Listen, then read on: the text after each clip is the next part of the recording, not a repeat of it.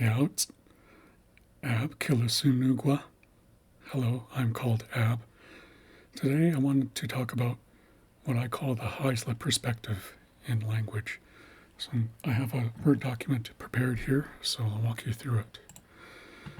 So one thing that would be helpful for people to keep in mind is that the xa'isla language is time sensitive and it's also location specific.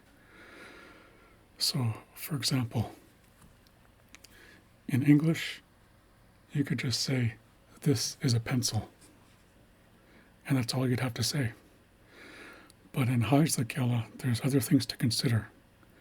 So there's a few different ways you could talk about this pencil. You could say, "Keda yu gyada," and that means this is a pencil and it's near me, the person who's speaking. Or you could say "Keda yu goda," and it means that is a pencil and it's closer to you, the person that is being spoken to. Or you could say "Keda yu gaida," the pencil. This is a pencil, but it's somewhere else. So it's not close to me, it's not close to the person that I'm talking to, it's somewhere else.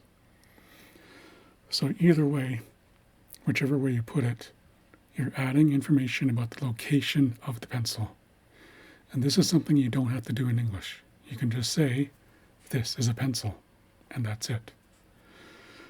So there's more information that you would need to add if you're speaking about the pencil in xa'isla.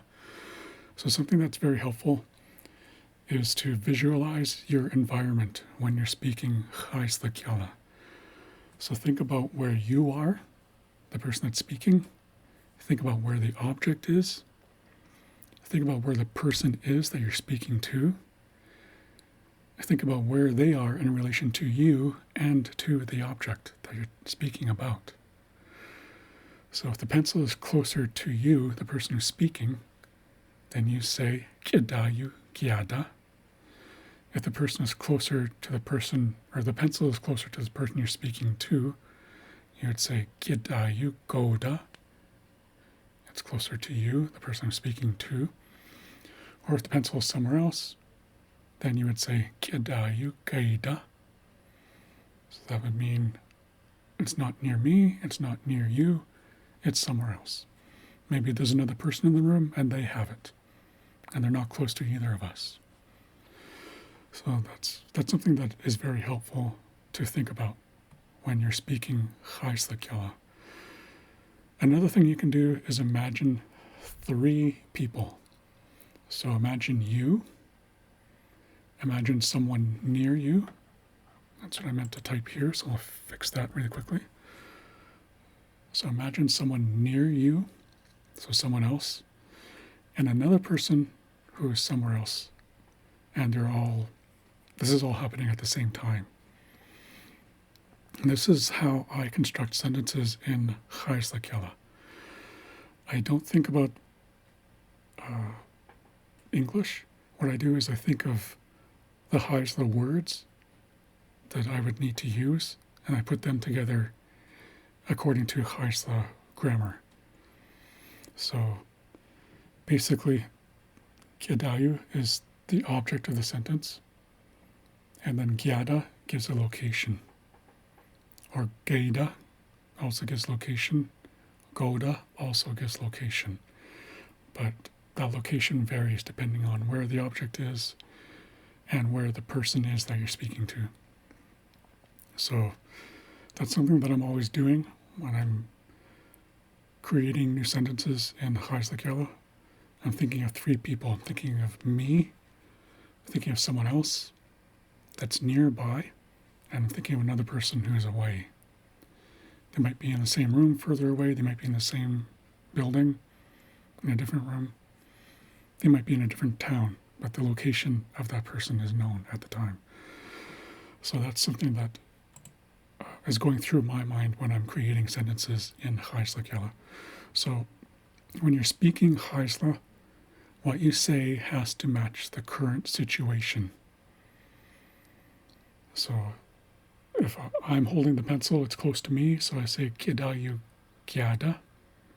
If I give the pencil to someone close by, I can't say kidayu gyada anymore because it's not close to me anymore. It's close to the person that I'm speaking to.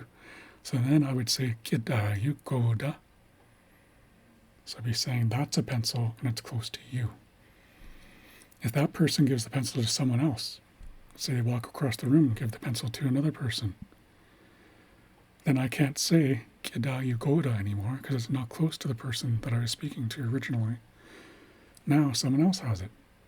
So now I would have to say kidayu kaida because the pencil is no longer close to me.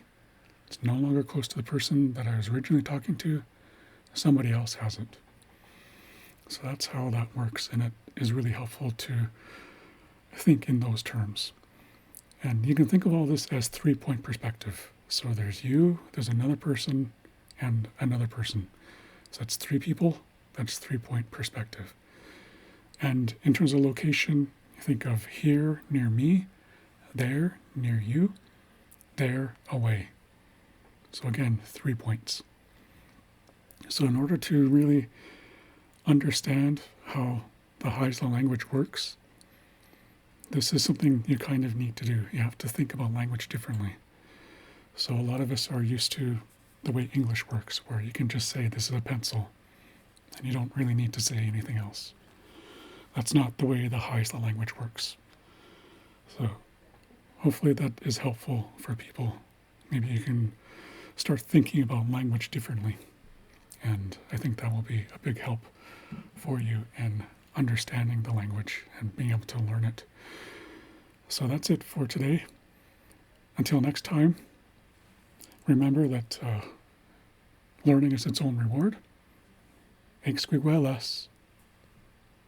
Wa.